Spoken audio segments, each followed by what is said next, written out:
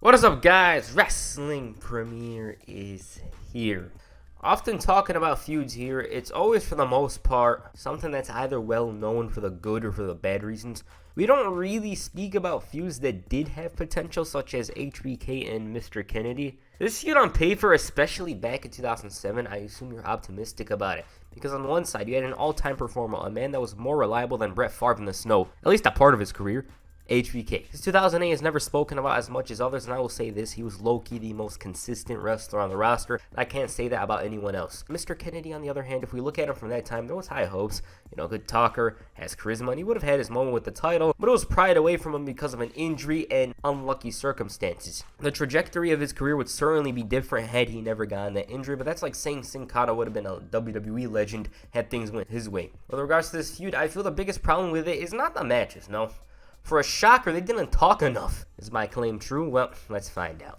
On November 19th, 2007 episode of Raw, Shawn Michaels kicked off the show and tried his best to get a rematch with Randy Orton. Frying Pan Face, as Y2J called him, was not interested in a rematch with a man he had already beaten. Out of everyone to appear, Mr. Kennedy was here.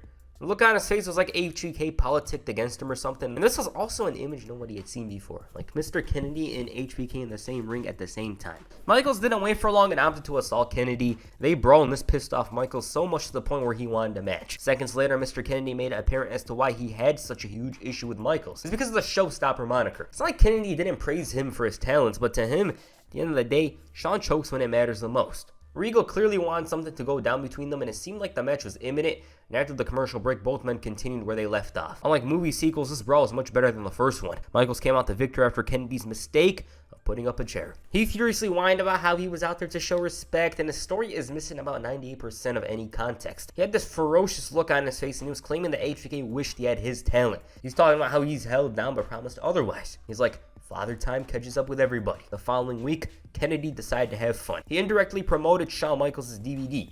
Technically, he was shilling like HBK paid him to do it, but Kennedy intended to do something else. He said that the DVD contains HBK backstabbing his partners, taking L's when it matters the most, and the best part was when he mentioned the whole smile thing. Kennedy also said that the DVD featured Michaels' politicking. He also said that the worst was yet to come for HBK because he's stepping in the ring with Mr. Kennedy. You know how it goes. It took a while for the Heartbreak Kid to respond. Matter of fact, Kennedy, of all people, had to call him out on this. The man didn't appreciate Michaels overlooking his match at Armageddon. Yeah, the match was confirmed at the time. And he told him to keep his eyes on the screen because Kennedy was ready to deliver a blast from the past. What was this? Well, the loudmouth introduced three men. First up was Marty Jannetty. Well, the $1 version of him. The cheap version of Razor Ramon. It kind of looks like a buff Sean William Scott to me doing a Razor impression. Maybe it's my eyes. I don't know. And third, of course, was Diesel. Once again, the goatee makes him look like somebody else, and Kennedy didn't show much respect to these guys and left the best for last. Shawn Michaels. Kennedy asked about their thoughts on HBK, and they called him egotistical, a chump and a traitor. Kennedy himself called Michaels the L word, which is loser. He also said that after Armageddon, Michaels might need to consider another profession. He interrupted and easily kicked all of them before teasing Kennedy. Michaels' Shawn, on the other hand, opted to run the hell out of there. Later that night, Kennedy made a run during Michaels' match, leading to yet another brawl. Ahead of Armageddon, Kennedy faced the real Marty Jannetty. Oh, and that's the only fan from this generation who went crazy upon seeing him. The match itself was pretty competitive. He got more offense in than you'd expect, but obviously lost. Afterwards, Michaels brought the fight and sent his pay-per-view opponent running for all of 2 seconds because Kennedy tried to capitalize on the distracted showstopper. Out of all the people to appear, Triple H made the distraction, leading to a little DX reunion, which was the first time in about a month that they were reunited. With all of that occurring, the build was complete. From my perspective, and with everything we know now, it was clearly the start. It's not like this was a one-and-done thing, and it was obvious that it was evolving into something else. Their Armageddon match wasn't must-watch or anything like that, however, it was solid.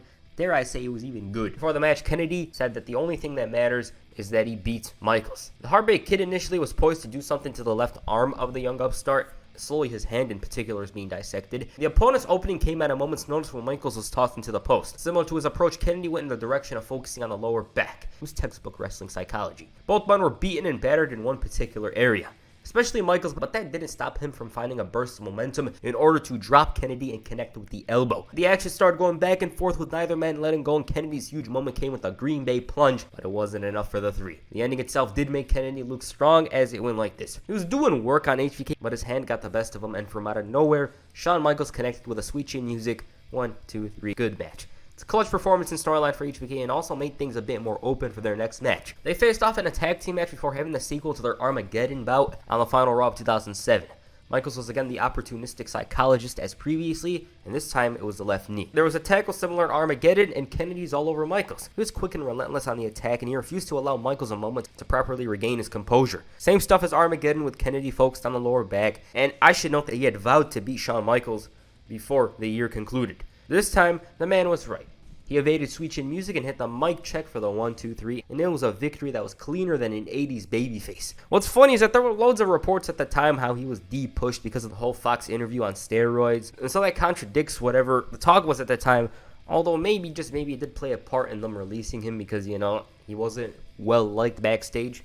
But in this moment of time, December 31st, 2007, he had beaten Shawn Michaels clean, and it was one of the biggest victories of his career. The match itself wasn't as good as Armageddon, in my opinion. I prefer their first match because it felt much more fresh. And here, I can notice that they did a lot of similar stuff compared to that match. As a result of the score being 1-1, Kennedy and HBK were set to face off in the tiebreaker. Before the match could begin, Mr. McMahon interrupted and spun the wheel, and it landed on strange bedfellows, meaning, can they coexist? Their opponents were so damn random. It was Charlie Haas and Trevor Murdoch. That just sounds like a main event feud in NWA. Charlie was weird here. Michaels and Kennedy were petty with one another, and best of all was when HBK had the match won, but Kennedy opted to hit the mic check and take the victory for himself. He said some random stuff here. I assume he said, Brett's better than you. I don't know. And despite the Royal Rumble on his mind, Michaels still wanted to end things with Kennedy and was even ready to have it be for a Royal Rumble spot. The reason why Kennedy didn't appear here was because he was getting married. He did appear nonetheless via satellite to say that Michaels couldn't accept an L. He said that he couldn't accept that his time passed, but nonetheless, he accepted HBK's challenge, citing it as a warm-up match for the Royal Rumble. One thing to note about this match is the fact that it was the first one in the HD era. Kennedy showed some disrespect tossing the shirt at HBK, who thought this was Montreal and did that little thing. This one, in comparison to the others, did feel a bit different. There wasn't the isolation, it was just two men beating the hell out of each other. The action was fast and furious with huge moves and huge near falls, and HBK once again tried stealing it from out of nowhere. While his first try was unsuccessful, he hit it the second time to end the feud on top, 2-1. Kennedy, though, would have the last laugh at the Royal Rumble by eliminating Michaels, and you'd think, oh, the feud's going to continue. But it didn't. It did not continue following this. They just went their separate ways. Michaels went on to the Elimination Chamber, whereas Kennedy feuded with Ric Flair. Looking back on this feud, it was honestly there. The matches were good enough, but the problem lied in the fact that the feud lacked any intensity. Other than the fact that Kennedy was calling HBK a loser, they didn't do more with the story. Like, you'd expect more promos and interactions, and to have the story intensify, but that didn't happen. It definitely should have been better than it was. I mean, the feud ended on Raw with the match opening the show. It goes to show just how much effort was put into it, and I don't know if this is a hot take, but I'd give it a 6 out of 10 alone for the matches. They were good. They had some storytelling, but the huge gap in this story is the promos. Michaels never seemed to respond to Kennedy's claims during the entirety of the feud. I don't really remember much talking, which is a shocker because this was the era full of loudmouths and less wrestling matches. I would add more here, but that's all there is to say about the feud. It did not do much for Kennedy in the long run, although it's cool that he beat Shawn Michaels clean. It's one thing to mention. We don't know how his run would have went had he never got injured following this. You know, he got injured twice. But HBK, on the other hand, had one hell of a 2008. His 2008 was very, very, very good. Simple as that. Alright, what do you guys think of HBK and Mr. Kennedy's feud? Please comment down below. And that's it for this video. Make sure you hit the mic check on the like button and perhaps the Sweet Chin Music on the subscribe button. Peace. I'm out.